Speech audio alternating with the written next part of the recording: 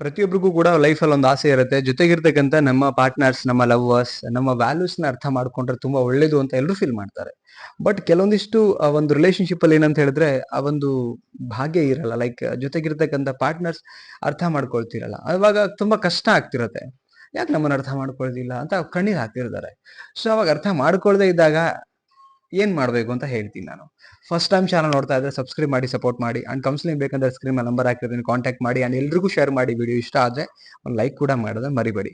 ನೋಡಿ, ಅರ್ಥ ಮಾಡ್ಕೊಳ್ತಿಲ್ಲ ಅಂತ ನಿಮ್ಗೆ ಅನ್ಸಕ್ ಶುರು ಆದ್ರೆ ಅಂತವ್ರಿಗೆ ಅರ್ಥ ಮಾಡ್ಸಕ್ಕೆ ಹೋಗ್ಬೇಡಿ ನನ್ನ ಪ್ರಕಾರ. ಈಗ ಉದಾಹರಣೆಗೆ ಹೇಳ್ತೀನಿ ನಾನು ನಿಮ್ಗೆ. ಯಾರಿಗೋ ನೀವು ಊಟ ಕೊಡಕ್ ಹೋಗ್ತೀರಿ. ಯಾರೋ ಹಸ್ಕೊಂಡ್ ಬಂದಿರ್ತಾರೆ ಅನ್ಕೊಂಡು ಊಟ ಕೊಡಕ್ ಹೋಗ್ತೀರಿ. ಮನೆಗೆ ಬಂದಂತ ಯಾರೋ ರೋಡಲ್ಲಿ ಹೋಗುವಂತ ಯಾರೋ ಒಬ್ಬ ಹೊಸ ಪರಿಚಯದವರು ವ್ಯಕ್ತಿ ಮನೆ ಕಡೆ ಬಂದಿರ್ತಾರೆ, ಅಥವಾ ಅತಿಥಿಯಾಗಿ ಬಂದಿರ್ತಾರೆ, ಅಥವಾ ಏನೋ ವಾಟ್ ಎವರ್. ನೀವೇನ್ ಮಾಡ್ತೀರಿ? ಮನೆಗೆ ಬಂದಾರಲ್ಲ ಅಂತೇಳಿ ಅವ್ರಿಗೆ ಒಂದು ಟೀನೋ ಅಥವಾ ಒಂದು ಬ್ರೇಕ್ಫಾಸ್ಟೋ ಏನೋ ಮಾಡ್ಕೊಡ್ತೀರಿ, ತಿಂಡಿ ಏನೋ. ಬಟ್ ಅವ್ರಿಗೆ ಮಾಡ್ಕೊಡ್ತೀರಿ ಪ್ರೀತಿಯಿಂದ. ಅವರು ನನ್ ಬೇಡ, ಹೊಟ್ಟೆ ಫುಲ್ ಆಗಿದೆಯಮ್ಮ, ಬೇಡ ಅಂತ ಹೇಳ್ತಾರೆ ಅನ್ಕೊಳ್ಳ. ಬೇಡ ಅಂತ ಅಂದ್ಮೇಲೆ ಮತ್ತೆ ಫೋರ್ಸ್ ಮಾಡಿದ್ರೆ ಏನಾಗತ್ತೆ ಹೇಳಿ ನಾವು?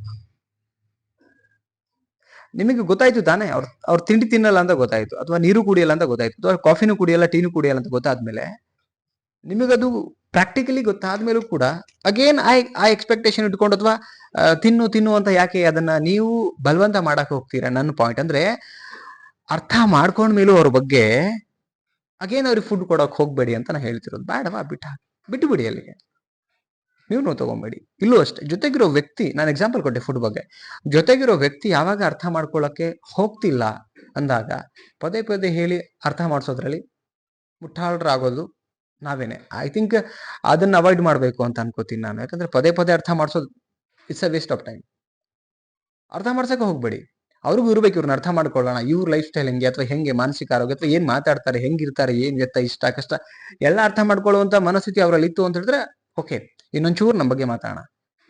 ಅವ್ರಿಗೆ ಇಂಟ್ರೆಸ್ಟೇ ಇಲ್ಲ ಅರ್ಥ ಮಾಡ್ಕೊಳಕ್ಕೆ, ಅಥವಾ ಅರ್ಥ ಮಾಡ್ಕೊಳಕ್ಕೆ ಹೋಗ್ತಿಲ್ಲ ಅಂದಾಗ ಜಸ್ಟ್ ಬಿಟ್ಬಿಡಿ ಅವ್ರ ಪಾಡಿಗೆ ಅವ್ರನ್ನ, ನಾನು ಹೇಳೋದು. Okay, this is first one. Second point ಏನು? ಎಕ್ಸ್ಪೆಕ್ಟೇಷನ್ ಇಟ್ಕೋಬೇಡಿ, ಅರ್ಥ ಮಾಡ್ಕೊಳ್ಳಿ ಅಂತ. ಈಗ ನಾನು ಊಟದೊಂದು ಎಕ್ಸಾಂಪಲ್ ಕೊಟ್ಟೆ, ಅದೇ ಸೇಮ್ ಪಾಯಿಂಟಿಗೆ ಬರ್ತೀನಿ. ಈಗ ಊಟ ಮಾಡಲ್ಲ ಅಂತ ಅವ್ರು ಕ್ಲಿಯರ್ ಅಂಡ್ ಕಟ್ ಆಗಿ ಹೇಳಿದ್ದಾರೆ, ಇಲ್ಲ ಬೇಡಮ್ಮ ಅಂತೇಳಿ. ನೀವಾಗ ಏನ್ ಎಕ್ಸ್ಪೆಕ್ಟೇಷನ್ ಇಟ್ಕೊಳ್ಳೋದು?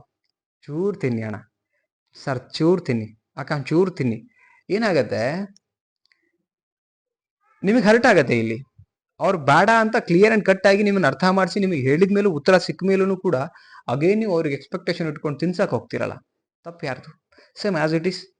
ಅವರು ಏನು ಅಂತ ಅರ್ಥ ಆದ್ಮೇಲೂ ಕೂಡ ನೀವು ಮತ್ತೆ ಅವ್ರ ಹತ್ರ ಹೋಗ್ಬಿಟ್ಟು ಅರ್ಥ ಮಾಡ್ಕೊಳ್ಳಿ ಅಂತ ಎಕ್ಸ್ಪೆಕ್ಟ್ ಮಾಡ್ತಿರಲ್ಲ, ಅವಾಗ ಕಣ್ಣೀರು ಬರುತ್ತೆ ಸಹಜವಾಗಿ. ಇದು ಮಿಸ್ಟೇಕ್ ನಾವೆಲ್ಲ ಮಾಡೋದು. ಇದನ್ನ ಮಾಡ್ಕೂಡ್ದು. ಆಕ್ಚುಲಿ ನಾನು ಹೇಳಕ್ ಹೊರಟಿರೋದು ಇದು. ಜೊತೆಗಿರೋ ಅರ್ಥ ಮಾಡ್ಕೊಳ್ತಿಲ್ವಾ, ಆಸ್ ಇಟ್ ಈಸ್ ಹೇಗ್ ಬರುತ್ತೆ, ಎಕ್ಸ್ಪೆಕ್ಟೇಷನ್ ಏನು ಇಟ್ಕೊಳ್ಳೋದಿರಾ, ಏನ್ ಎವ್ರಿ ಡೇ ನಡಿಬೇಕು ಅದು ಹಂಗಿಷ್ಟೇ ನಡೀಲಿ. ನನ್ನ ಪಾರ್ಟ್ನರ್ನ ಅರ್ಥ ಮಾಡ್ಕೊಳ್ಳಿ, ನಾನು ಖುಷಿ ಖುಷಿಯಾಗಿ ಹಂಗಿರ್ಬೇಕು, ಅದೆಲ್ಲ ಸೊನ್ನೆ ಮಾಡ್ಕೊಳ್ಳಿ. ಕನಸು ಅಥವಾ ಎಕ್ಸ್ಪೆಕ್ಟೇಷನ್ ವಾಟ್ ಏನಂತೀರಾ ಅದೆಲ್ಲಾನು ಸೊನ್ನೆ ಮಾಡ್ಕೊಳ್ಳಿ. ಏನು ದಿನಗಳು ಬರುತ್ತೆ ಅದನ್ನ ಕಳಿಯೋಕೆ ಪ್ಲಾನ್ ಮಾಡಿ ಅಷ್ಟೇ. ಎಕ್ಸ್ಪೆಕ್ಟೇಷನ್ ಇಟ್ಕೊಂಡಾಗ ನಿಮ್ಗೆ ಹರ್ಟ್ ಆಗತ್ತೆ. ಇದಿಷ್ಟು ನಾನು ಮಾಡ್ಬೇಕು ಅಂತ ಹೇಳ್ತಿರೋದು ಆಕ್ಚುಲಿ. ಇದಕ್ಕೆ ಯಾಕಂದ್ರೆ ಇನ್ನು ಡೆಪ್ತ್ ಹೋದ್ರೆ ಸುಮಾರು ವಿಚಾರಗಳು ಸಿಗುತ್ತೆ, ಬಟ್ ನಾನು ಮೇಜರ್ ಆಗಿರ್ತಕ್ಕಂಥದ್ದನ್ನ ಹೇಳಿದೀನಿ.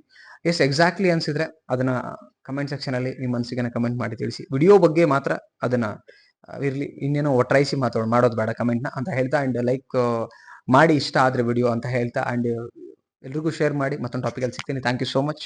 ನಮಸ್ತೆ.